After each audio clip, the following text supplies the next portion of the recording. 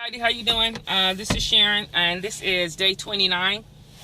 Wow, it's day 29 of this 30-day reset, and this has been a tremendous 30 days for me. I appreciate everybody participating, the encouragement on the post, the help from friends and some, friends and family member, just making videos and showing support as far as joining.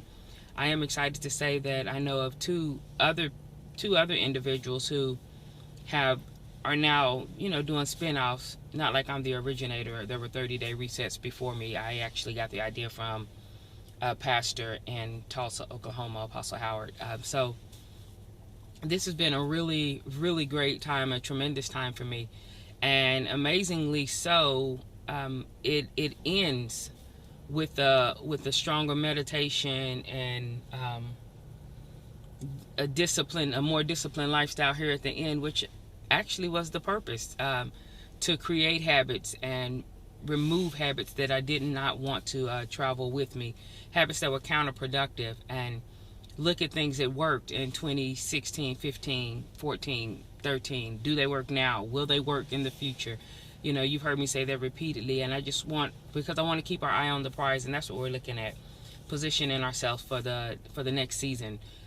As a believer, positioning ourselves for what God would want to accomplish in us, through us, with us, and by us in this next season. And one thing I'm a firm believer of: if you take care of God and His plans and purposes, yours will automatically end up being taken care of.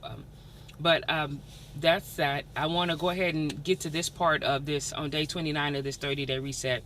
Just studying and meditating, and in Hebrews, it talks about the rest. I believe it's chapter 3, right before 4, where it's saying they didn't enter in. But the most amazing part of that was, it starts with, if you hear His voice, don't harden your heart. And so I read it and we studied it. My nephew and I, we were studying it and just breaking it apart. And the most amazing thing, just like with Peter, he says, if you hear my voice. Okay, with Peter deciding, getting the instruction and still focused on something else. And he had to be, he was actually kind of verbally reprimanded right there on the spot. You follow me. But in Hebrews, it's almost the same thing, because he says, today, if you hear His voice, don't harden your heart. And what that means is, even over this 30-day reset, there are things the Lord has shown different ones of us. When we're writing a vision, making it plain, and He says it, and yeah, it may be like, ooh, intimidating, or you may feel like, man, how am I going to do that? If I do this, then I'll lose this. Or you might be concerned about, what if that costs me finances? What if it costs me status? Oh, mine. Okay, it's me, and I'm being transparent on mine. I was like, wait a minute. I've had a pretty good trajectory, and I shouldn't have, based on my life history and my life experience. So what if they say this, and the Lord I was like, oh, that's so ugly. I can't believe that's in my heart. But you know what? It was. But I'm glad it was exposed, and now I can make informed decisions and not allow that to govern. But anyway, to bring it back to the Hebrews thing. Today, if you hear His voice, do not harden your heart. What that means, if God gives you instruction and He tells you something, don't be stubborn. Don't say, I know, God, but. I know you told me to do this, but. Don't be so focused and so frequent with interjecting buts in your conversation with God. Trust. Don't do that. Trust. Because, hear me when I say, that rest that we're going to enter into, I know people say, yeah, the sweet by and by, but there's also here today, there's peace, soundness of mind, sound mind, peace, love, and sound mind. There are unnecessary troubles that people go through in this day and in this age, right now, today, in the present, because they chose to go with a but over going over God's instructions. They heard Him, they looked at it, and they still made a decision to do something else.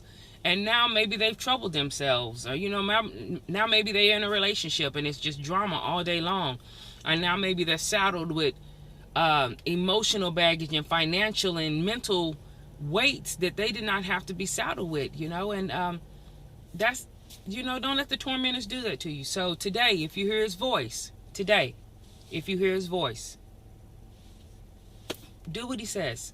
I spoke to you in the wilderness. Don't let the hardness of heart get in you. Don't get so used to saying but. And be careful, because here in our Western culture, we may be quick to justify that or feel like somebody owes us an explanation when they don't. God is sovereign. He may show things to you and explain them to him. You know, seek it out. He loves you. He'll probably share with you the why. But sometimes he just gives you instruction like, hey, let's develop this trust in you. So, hey, day 29 on the 30-day reset. I hope everyone's having a wonderful day. I hope you have a great day.